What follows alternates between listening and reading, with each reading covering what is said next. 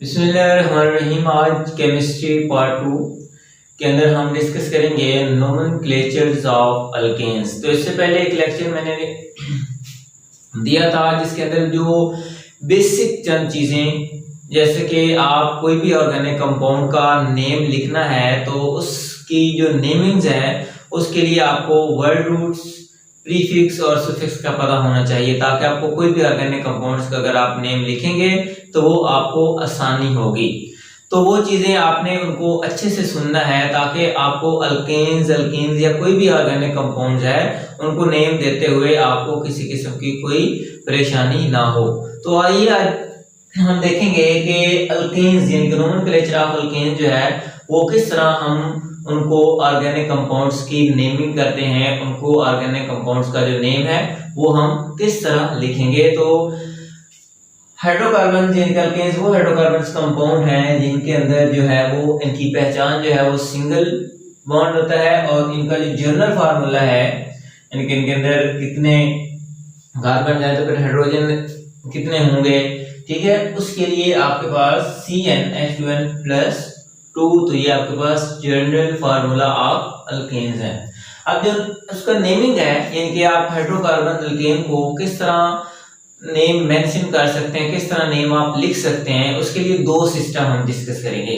क्योंकि शुरू में भी मैंने कहा था कि जो भी ऑर्गेनिक कंपाउंड के नेमिंग है उसको हम एक्चुअली दो सिस्टम, एक ट्राइबल या कॉमन सिस्टम उसको कहते हैं और एक IUPAC सिस्टम जो कि इंटरनेशनल लेवल के ऊपर डिस्कस किया जाता है।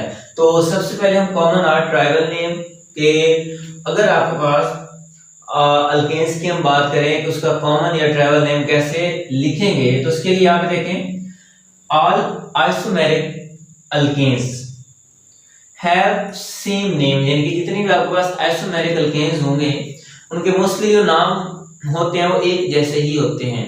तो उसके लिए आप क्या करेंगे, यानी कि उन जो आइसोमेरिक कंपाउंड्स हैं उनको डिफरेंशिएट करने के लिए आप प्रीफिक्स यूज करेंगे। तो तीन तरह के प्रीफिक्स जो हैं वो आपको पहचान देंगे कि ऑर्गेनिक कंपाउंड्स का जो कॉमन नेम है वो आपने किस तरह लिखना है। तो सबसे पहले प्रीफिक्स n, या इसको नॉर्मल भी कहते हैं। तो प्रीफिक्स n या प्रीफिक्स नॉर्मल में क्या होता है, इसके अंदर कोई भी ब्रांच यानी कि आपके पास जो स्ट्रेट चेन होगी बिल्कुल उसमें कोई आपके पास कोई ब्रांच चेन नहीं होगी, ये इसकी पहचान होगी कि जब भी प्रीफिक्स, जितने भी आपके पास अल्केन्स हैं यानी कि आइसोमेरिक अल्केन्स हैं उनके अंदर जो आपके पास चेन होगी उसके अंदर कोई ब्रांच चेन नहीं होगी, ये इसकी मेन पहचान है। यानी कि ये बिल्कुल क्या होगी, स्ट्रेट होगी। तो उसके लिए हम word normal butane, normal propane, जो भी आपके पास चेन है, जस्ट आपने क्या करना है, कार्बन एटम्स को काउंट करके साथ में आपने n मींस के नॉर्मल ब्यूटेन, पेंटेन वगैरह, जो कि आपने इससे पहले इनका पढ़ा था कि किस तरह कार्बन 1 2 3 हो तो उनको क्या नाम देते हैं। उसके बाद है प्रीफिक्स आइसो। इसके लिए in methyl group is attached to second last of the continuous chain, यानी कि जब आपके पास कंटीन्यूअस चेन होगी और उसके साथ यानी कि जब आपके पास मिथाइल ग्रुप अटैच होगा तो उसके लिए हम जो प्रीफिक्स यूज करते हैं वो है आइसो, और उसके साथ नंबर ऑफ कार्बन जितने होंगे, ब्यूटेन इनके 4 कार्बन हैं, ये आपके पास 1, ये आपके पास 2 3 और ये 4, तो ये आपके पास जो है 4 कार्बन हैं, तो इसलिए हम इसको ब्यूटेन कहेंगे और साथ में क्या लगा देंगे, आइसो। कब, जब आपके पास सेकंड लॉस कार्बन के साथ क्या होता है अटैच, एक मिथाइल ग्रुप होता है। तीसरा प्रीफिक्स है न्यू। न्यू का लगता है it is used for those alkane in which 2 methyl group यानी कि 2CH group is attached with second loss group, यानी कि आपके पास सेकंड ग्रुप या कार्बन जो है, जैसे कि ये एग्जांपल है, यानी कि 1 2 सेकंड लॉस कार्बन के साथ जब आपके पास 2 मिथाइल ग्रुप अटैच होंगे, यहाँ पे देखें 1 2, ठीक है 1 2, तो जब आपके पास सेकंड लॉस कार्बन के साथ 2 मिथाइल ग्रुप अटैच होंगे तो उसको हम क्या कहेंगे, उसके लिए प्रीफिक्स हम न्यू पेंटेन यूज करते हैं। तो ये न्यू पेंटेन है, इसके बाद न्यू हेक्सेन है। तो ये जिस तरह आप इसको नंबरिंग देते जाएंगे तो जब सेकंड लॉस, यहाँ पे देखिए सेकंड लॉस कार्बन के साथ जब 2 मिथाइल ग्रुप अटैच होंगे तो उसके लिए हम प्रीफिक्स यूज करते हैं, कौन सा? आपके पास neo pentane, neo hexane, neo heptane. और ये 3 जो प्रीफिक्स हैं ये हम कॉमन सिस्टम जो नोमेनक्लेचर ऑफ अल्केन्स है उसके अंदर यूज करते हैं। उसके बाद नेक्स्ट है IUPAC रूल्स। और अल्केन्स के लिए international union pure applied chemistry, तो उसके लिए आप जो अल्केन्स का नोमेनक्लेचर डिस्कस करेंगे उसमें मैंने ये रूल्स लिख दिए हैं, लेकिन इनकी एग्जांपल्स को हम साथ साथ ही डिस्कस करेंगे। तो यहाँ तक था कि कॉमन नेम या ट्राइवल नेम हम किस तरह लिखते हैं, तो अब इसका 1 बाय 1 रूल जो है हम एग्जांपल के साथ डिस्कस करते हैं।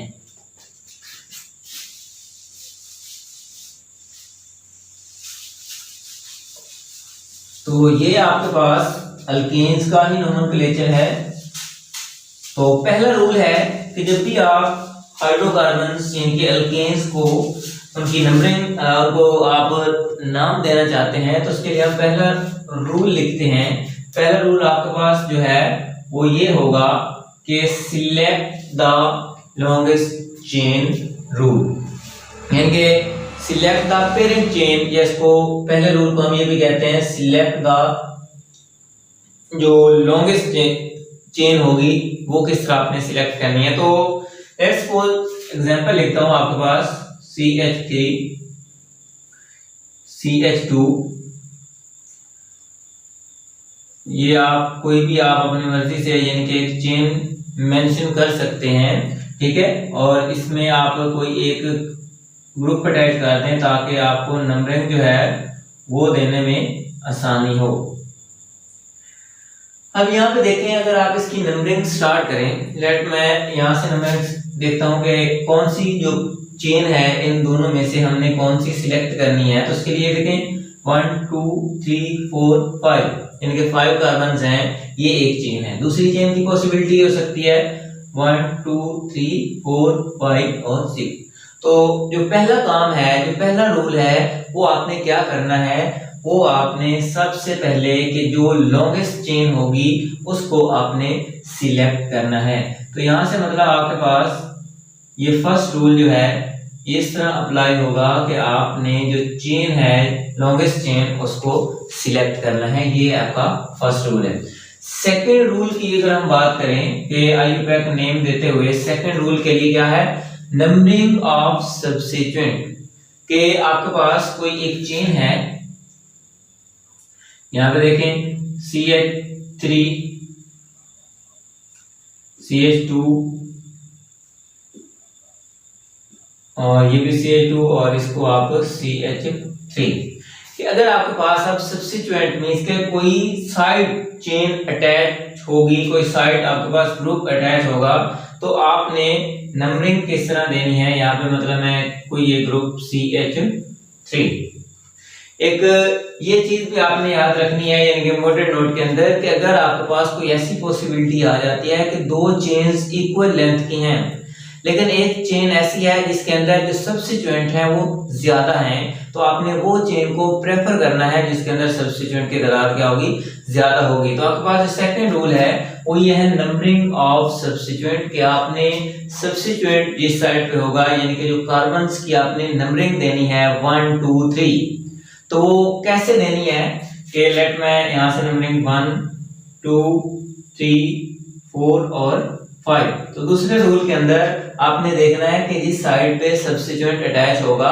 आपने एक तो नंबरिंग वहां से स्टार्ट करनी है और दूसरा आपने कार्बन्स को 1 2 3 4 5 6 ये आपने उनकी चेन को क्या करना है, उस चेन को नंबरिंग देनी है। और ये आगे जाके मजीद प्रैक्टिस से आपको क्लियर हो जाएगा कि आपने नंबरिंग किस तरह देनी है।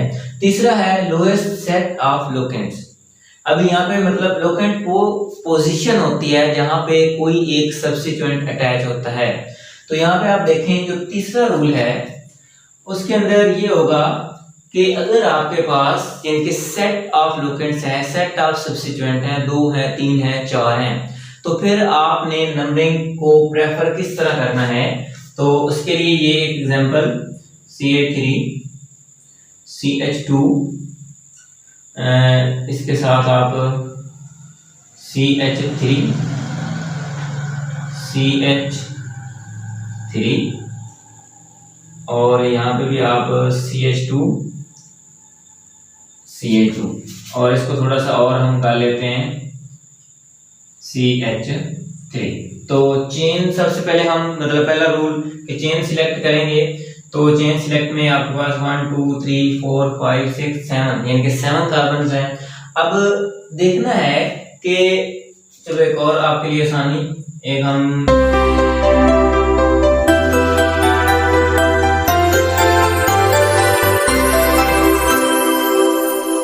ये आपके पास CH3 और इसके साथ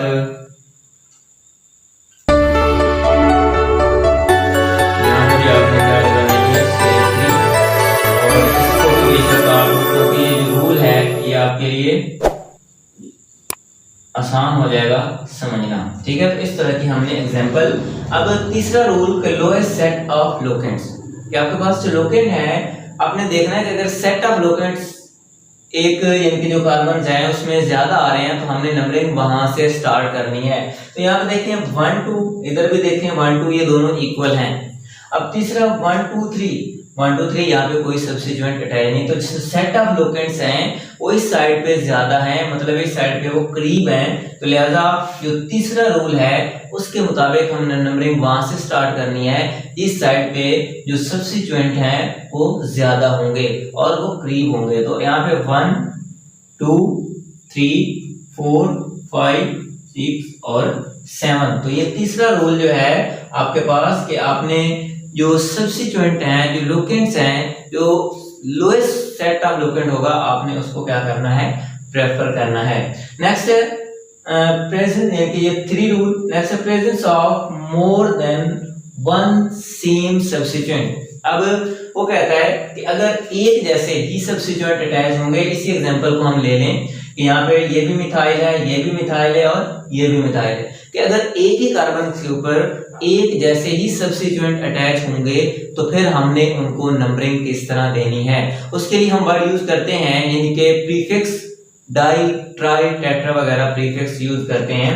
तो जितने आपके पास ग्रुप होंगे आपने उस हिसाब से वो प्रीफिक्स यूज कर लेना है। लेट्स सपोज इसी की हम बात करें तो यहाँ पे आपने पहले देखना है ये 1 2 3, यानी कि आपके पास 3 मिथाइल्स हैं और 3 मिथाइल के लिए आपने ये भी इंडिकेट करना है कि जो मिथाइल ग्रुप है किस किस कार्बन के ऊपर मौजूद है। तो आपने उस कार्बन की पोजीशन अटैच बतानी है और साथ में ये बताना है कि अगर वो एक जैसे हैं तो उसको हम किस तरह लिखेंगे।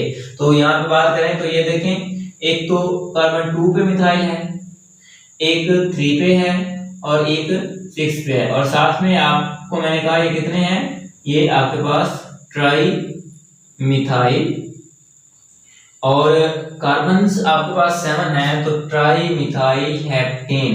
तो ये आपने इस तरह इनको, कोई भी ऑर्गेनिक कंपाउंड है तो आपने अब इसको आप इस काबिल हो चुके हैं कि आपको ये पता चल गया कि हमने किस तरह कार्बन चेन सिलेक्ट करनी है और उसको नंबरिंग कहाँ से स्टार्ट करनी है, और अगर एक से ज्यादा सब्स्टिट्यूएंट हो तो फिर उसको कैसे नंबरिंग या किस तरह स्टार्ट करना है, और अगर एक जैसे सब्स्टिट्यूएंट हो तो उसके लिए हमने कौन सा प्रीफिक्स, डाई, ट्राई यूज करना है।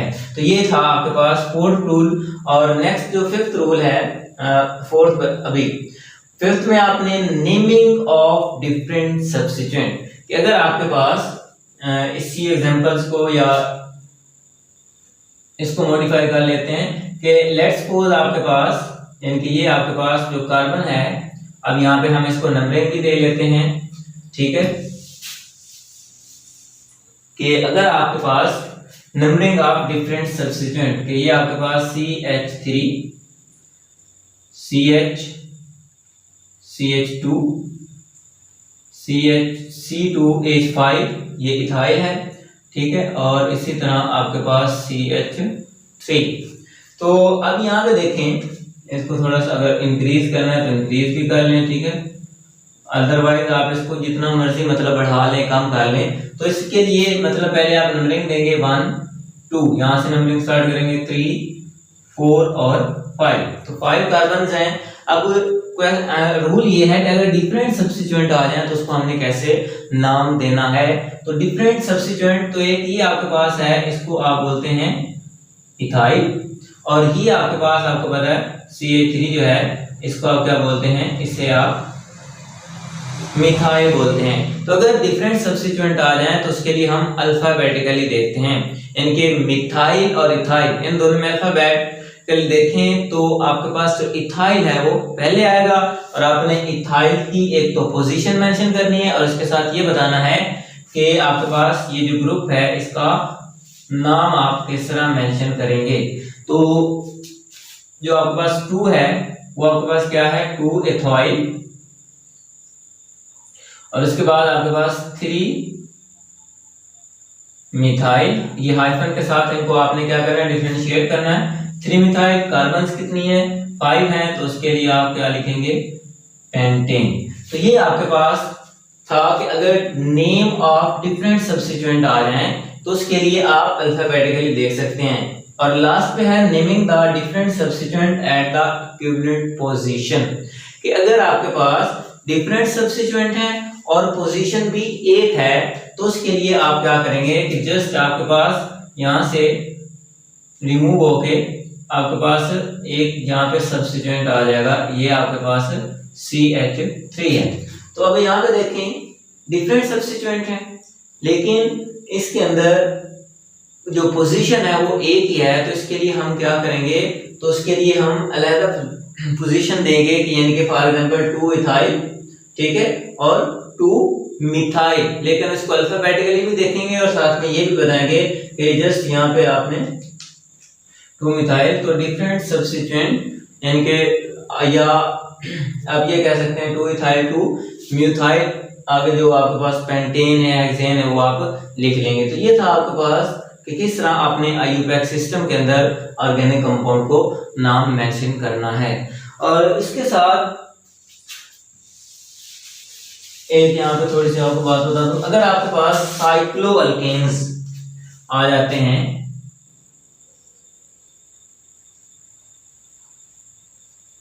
अगर साइक्लोअल्केन्स आ जाते हैं तो उसके लिए आपने क्या करना है कि जस्ट एक प्रीफिक्स साइक्लो यूज करना है, यानी कि जस्ट ये देखें कि ये CH2 होता है, तो इसके लिए आप वर्ड से साइक्लो और 3 कार्बन हैं तो उसके लिए साइक्लोप्रोपेन्स हैं। इसी तरह अगर कोई इस तरह आ जाता है यानी कि ये 1 2 3 और 4, तो ये जस्ट आपने क्या लिखना है, साइक्लोब्यूटेन।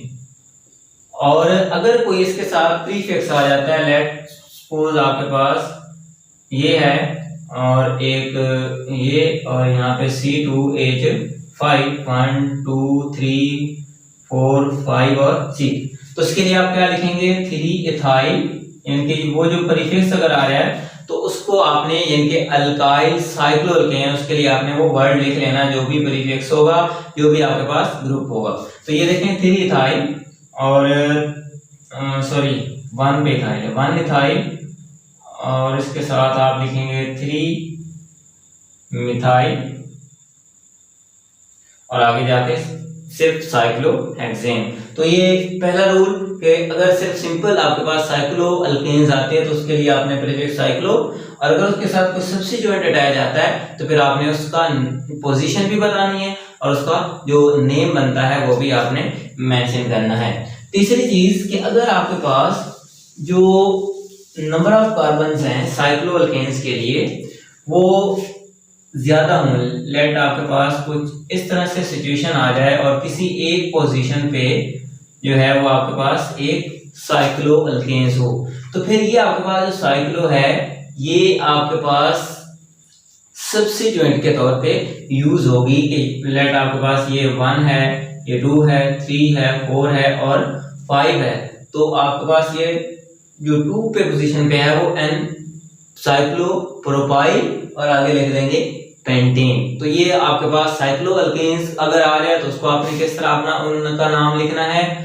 और इसके साथ ये कुछ रूल्स थे, इनको आपने प्रैक्टिस से बार बार करना है, यानी कि आप अपनी मर्जी से फार्मूले लिखें, उनके आपने नाम लिखने हैं ताकि आपको पता हो कि अल्केन्स का यानी कि पहला आपने क्या काम करना है, चेन सिलेक्ट करनी है, फिर उनके सब्स्टिट्यूएंट को नंबरिंग देनी है, ठीक है, कि आपके पास नंबरिंग कैसे देंगे, लोएस्ट सेट ऑफ लोकेंट यानी कि 2 से ज्यादा सब्स्टिट्यूएंट जिस साइड पे होंगे उसको हम प्रेफर करेंगे, ठीक है। अगर एक से ज्यादा सब्स्टिट्यूएंट आ जाए और एक जैसे हो तो उसके लिए हम प्रीफिक्स डाइट्राई यूज करते हैं। अगर डिफरेंट आ जाए तो फिर अल्फाबेटिकली देखते हैं, अगर डिफरेंट एक ही पोजीशन पे आ जाए तो उसके लिए भी हम अल्फाबेटिकली देखते हैं। तो ये था आपके पास about nomenclature of organic compounds of alkanes.